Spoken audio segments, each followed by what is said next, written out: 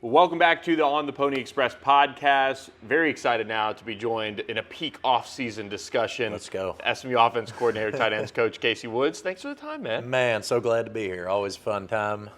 You get on out the Pony Express, man. Let's go. You get out of the heat a little bit to come join me during camp season. What is this time of year like? It's maybe crazy, but it might not be as crazy with like evaling seniors and things like it used to be maybe in the past. Well, so we're doing everything. We're doing everything. So Yeah. it is a 3-week bender, for lack of a better term, right? So we will do.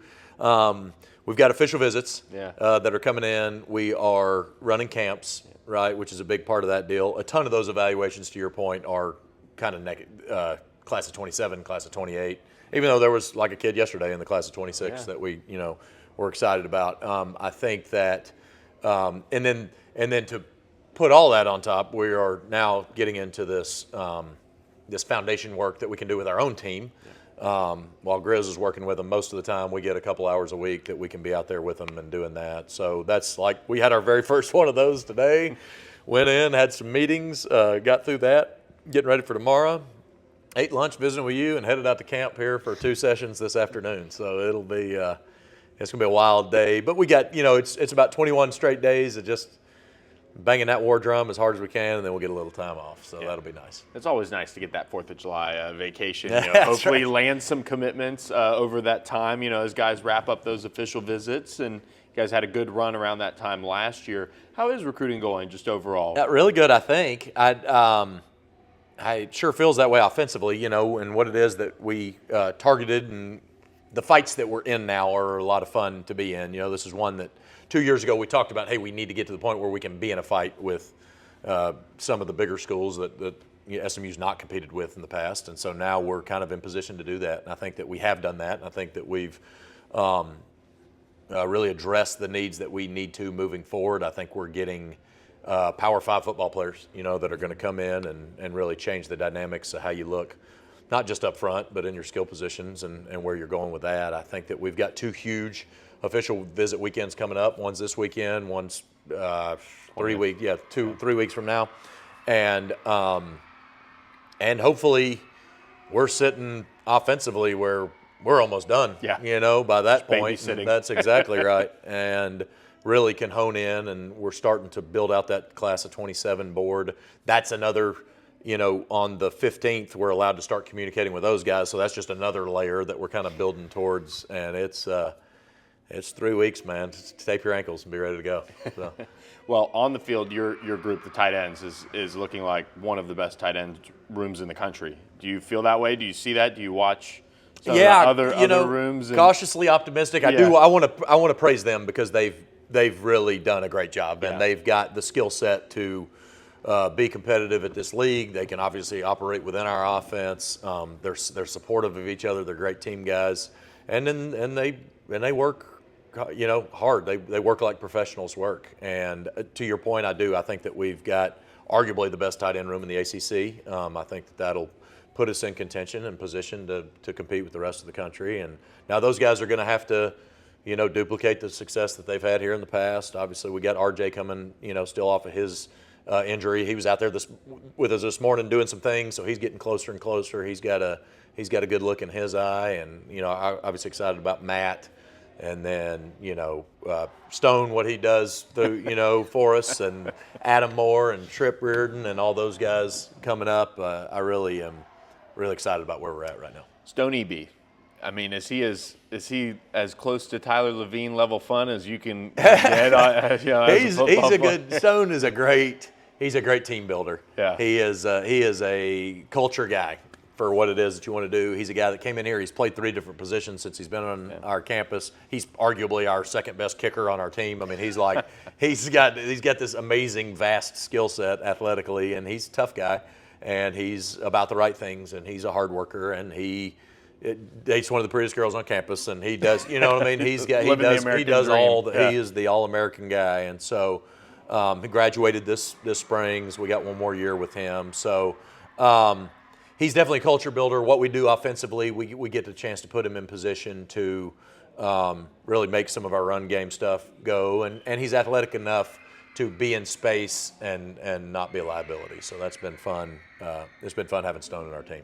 As difficult as it was to see RJ go through what he went through, it did allow Matt Hibner to break out.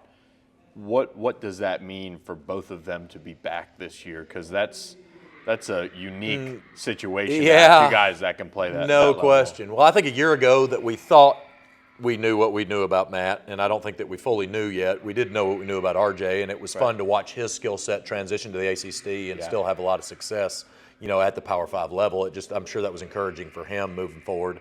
I think both of them were super supportive of each other, but kind of like feeling each other out. I do think that in the long term, you see God at work in these things sometimes. RJ's injury was certainly gave an opportunity and opened a door there for Matt to really step into that role and do a great job. But I think it also put RJ in position to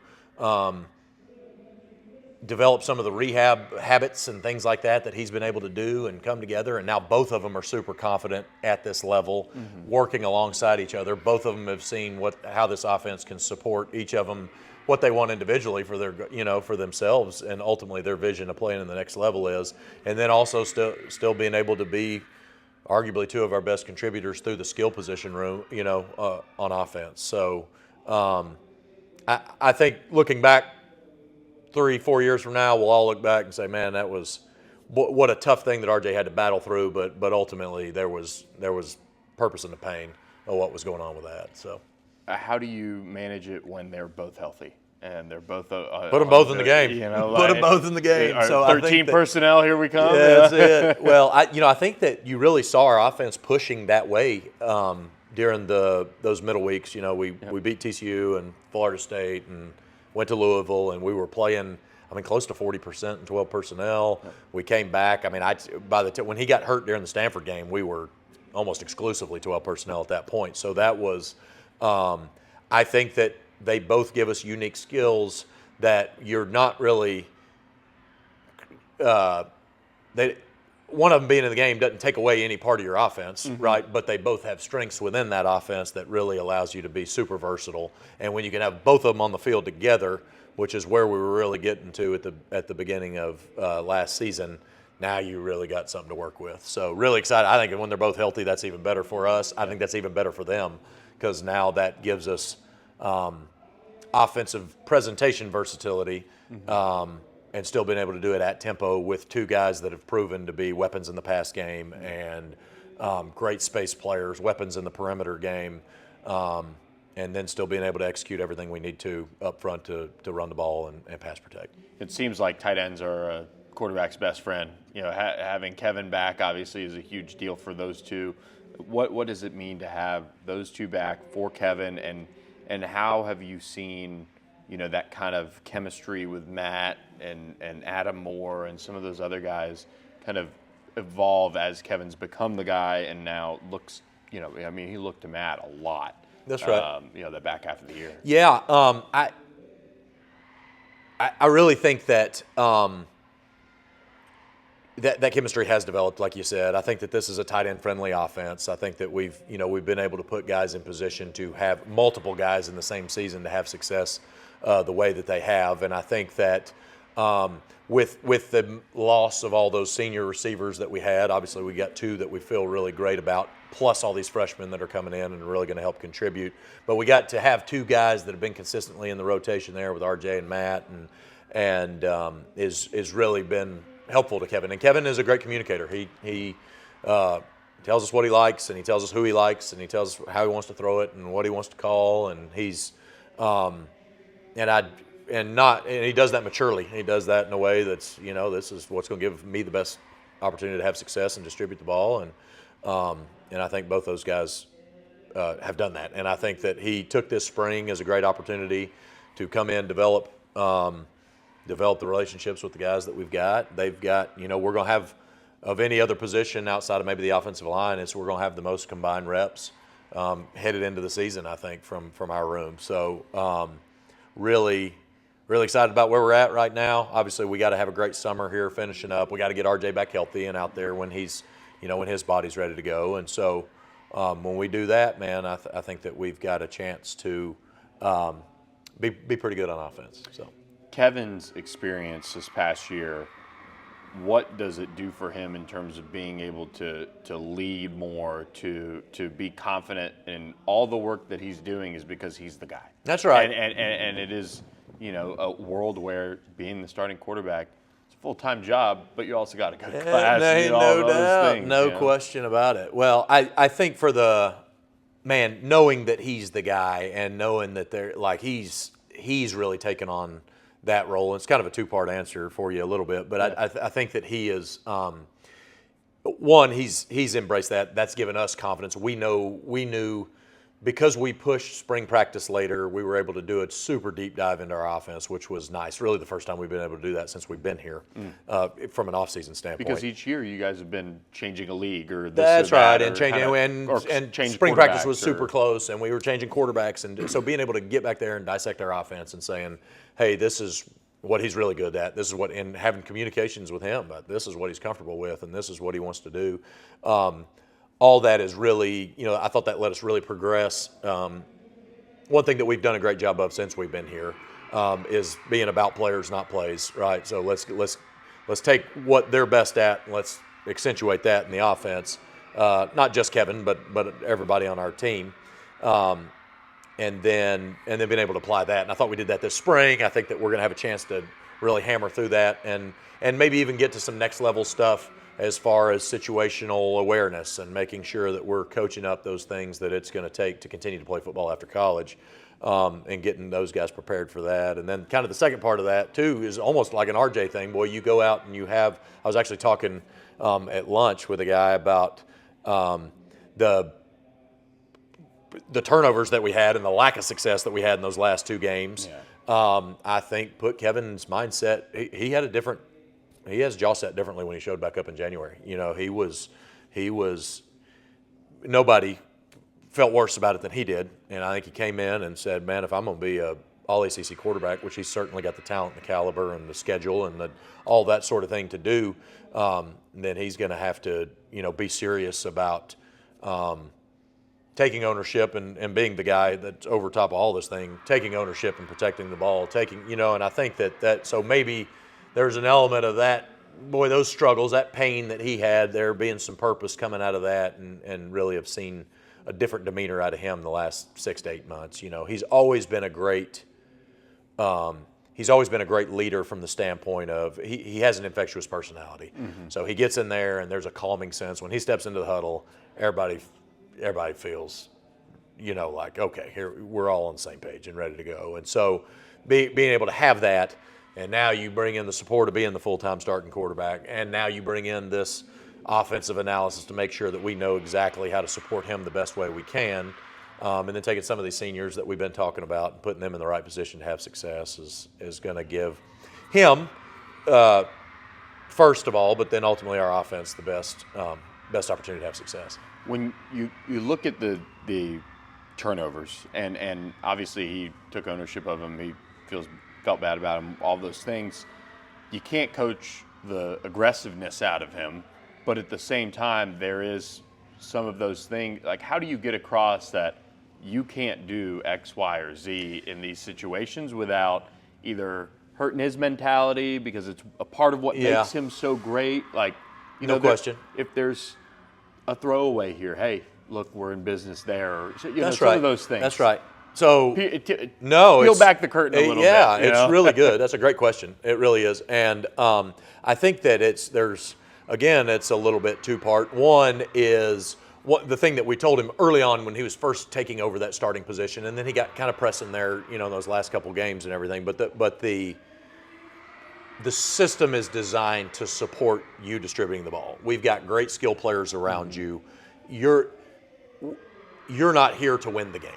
Mm-hmm. And it's not your responsibility to win the game. The air raid. That's right. Or it's not like your responsibility to win the game. We got great players, so do that, and the plays will happen. He is a natural playmaker, so it's like let the plays happen to you. Don't go seek the plays, right? So you play within the system until you can't, and then break down. But when you get back there and then you start taking off, looking around, you're looking to make a play. That's when you start pressing and when you start forcing and when you do that. And then the other side of that, to what you said is teaching him, hey, on 2nd and 13 at the -4 versus Stanford, and we're ahead 3 touchdowns, you don't need to force a throw. Yeah. You know what I mean? There's no reason we end up throwing an interception. That was the only points they scored the whole day. Yeah. So it was like, let's understand where situational awareness is down and distance. Mm-hmm. It is scoreboard.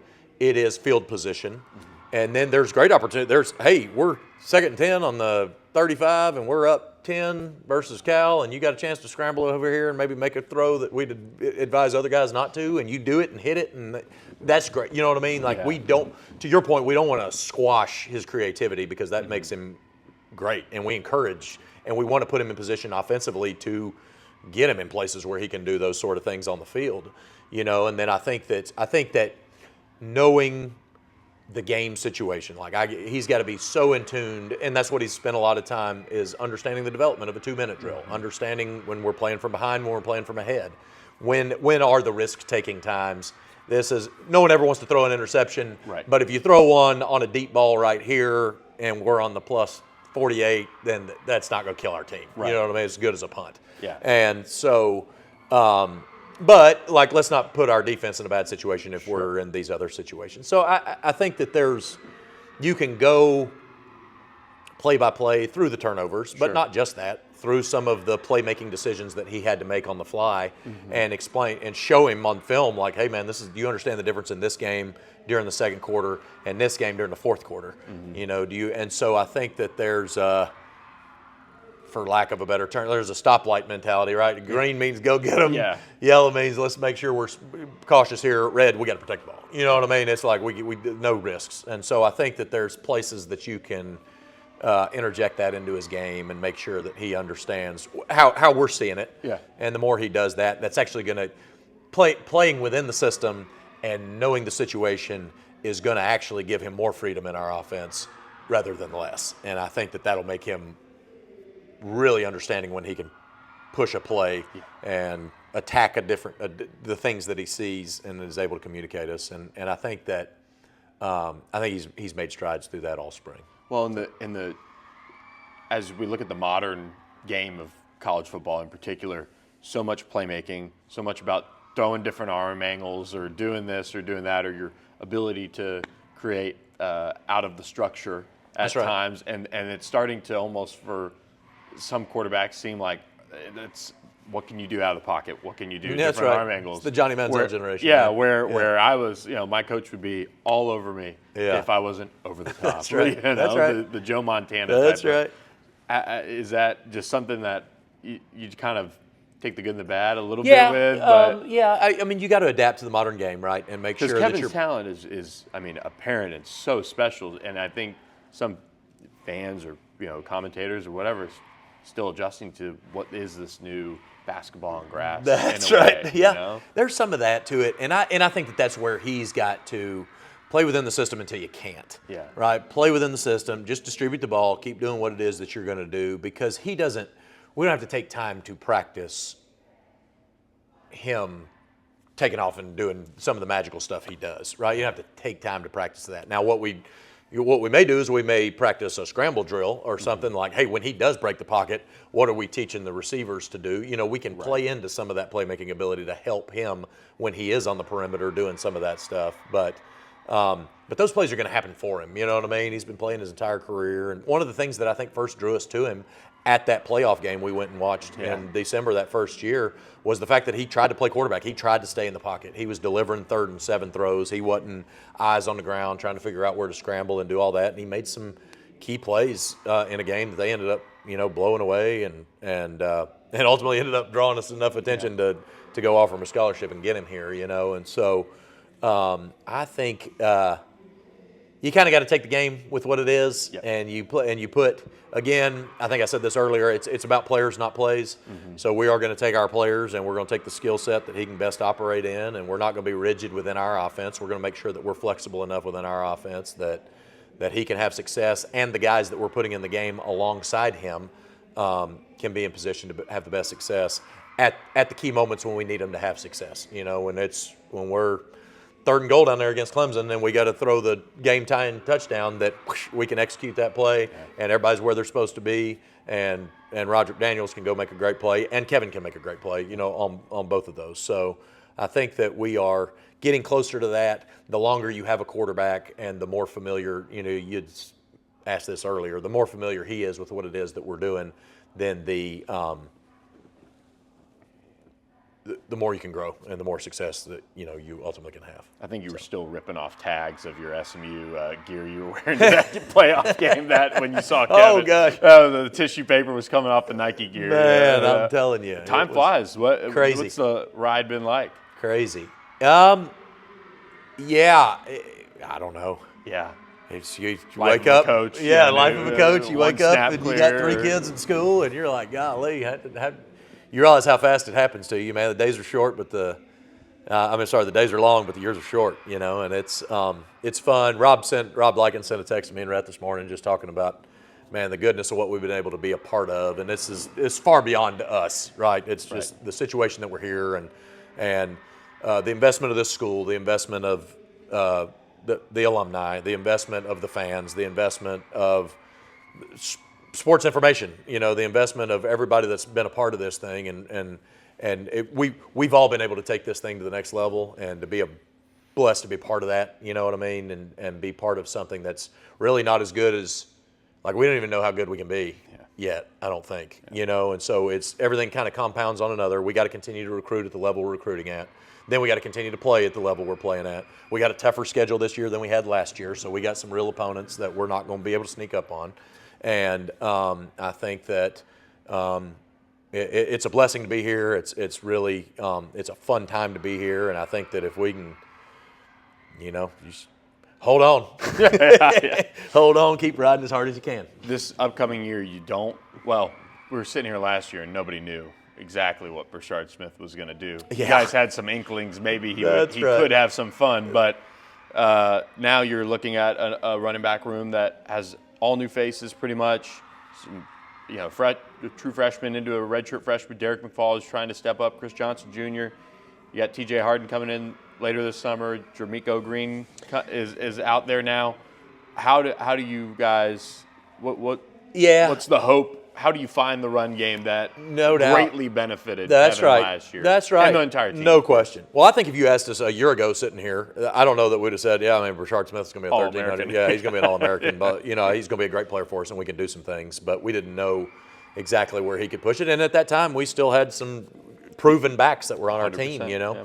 And so to be able to come in now, there's kind of a cautious optimism with that, too. It's like when the ball's in Derek McFall's hands, he's a different player. When C.J. Johnson's a guy that really flashed this spring that we weren't sure what that would look like. It's like, okay, that's not bad. Obviously, T.J. Harden's got 2 years' worth of resume and production, you know what I mean? When he finally sets foot on campus and has a chance to move forward with him, then that'll be great. I think Jermico Green is just a guy that you saw this morning running around, you're like, oh, man, these are different-looking freshmen than I've ever experienced before. All those receivers that we have out there right now are like, man, if we keep building on top of that class, we may have the best. We're gonna be unbelievable. We got a chance to be good.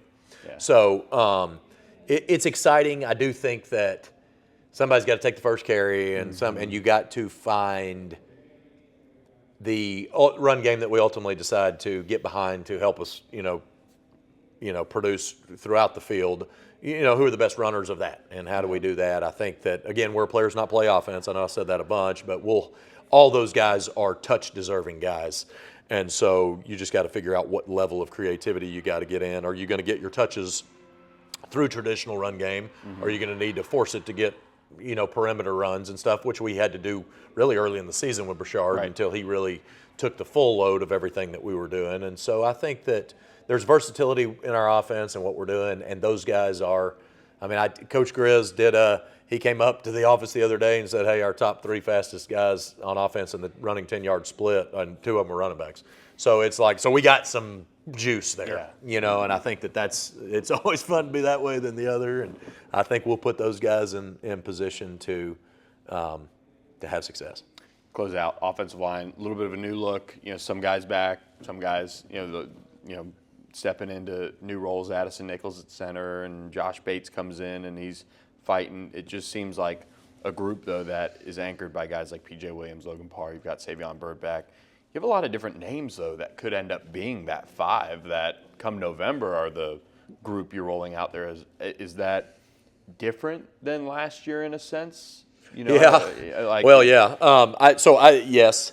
The biggest thing that we've had is to start with, I think that this is the best offensive line we've had since we've been here. Yeah. And that's testament to Coach Justice and what he's been able to go out and get done and get on our campus, and we're in position. I think we've got 4 offensive tackles that if you walked onto Texas A&M's campus, you'd be like, okay, well, these 4 look like those 4. You know what I mean? So it's I think that we've got real opportunity with what you're talking about. I do think that 5th spot is going to be a battle, to make sure that we get that, and there's a bunch of different scenarios. So Zion Nelson's a guy on our team that shows up that's got this unique, incredible ability that showed flashes 4 years ago. Can that come together as he continues to wear and tear on that, on his body? And then we've got guys like Andrew Shambley, who's a year more advanced. P.J. Williams, who looks like an NFL player now. I think that Birdman, and everything that he's got going. We've got great consistency with Logan Parr. We've got a center that looks like an all-SEC player in Addison Nichols. So you're really building something, special there, I think, which is, and to your point, maybe you went into the last couple of years, all right, who's our 8th guy? I think now we're going in and we're like, okay, who's our 10th guy? Who's our 11th guy? We're going to have potentially for the first time since I've been here 10 players that can play in football games, that you really feel quality about your first and second team. And that's ultimately that's where you win games, is up front. Yeah. And so, because that's where you can be most physical, and that's where you can control the game in modern ball control scenarios. That's where you can control it, is up front. So you're right. I think there's a lot of scenarios still to play out, and we'll see that. I think that what we have proven here is that even like 2 years ago when we had 6 all-conference offensive linemen in a game that only lets you play 5, we've had coaches had 14 all-conference offensive linemen in 3 years. So I think that if you deserve to play and you can help us win, we'll play you here. And I think that we've proven to do that, and I think that we've been able to manage big, robust rooms of receivers, and we've done it with the offensive line now, and tight ends. You can support multiple guys. Running backs, we had 2 all-purpose backs with over 1,300 yards last year. That's like you had all that, and that's why you got to have a master distributor in Kevin who can get the ball. You know what I mean? That's why the pressure's off of him. Is that all right? Well, I don't have to force this play every single time. I can just get it to one of all those cats I just named. And if I do that, then I know that I can have more fun, because then the game's coming to me. There comes the play, and I can. Those are pressure-free plays, which are ultimately what we're trying to get him to be in. Yeah, awesome stuff. It's been fun to see Kevin and this offense get rolling like they did last year. That's right, man. What a first year. We'll see how you guys We'll follow it up. That's right? it, no doubt. That's enjoy, right. enjoy this time next year, we'll be like, oh gosh. Yeah. Hey, hopefully we're talking Hopefully about. not. That's right. Hopefully we're talking about. Well, who replaces Kevin Jennings? Oh, going man. off to All the draft, that's right? All those juniors that think they're going to play in the NFL, we tell them, like, hey, if that happens, man, that ought to be your goal, because that means it's good for everybody. Exactly. So if you played like that. So. Well, great. Casey Woods, thanks for joining us on the Podium Express podcast. Appreciate it, man. Go Mustangs. All right.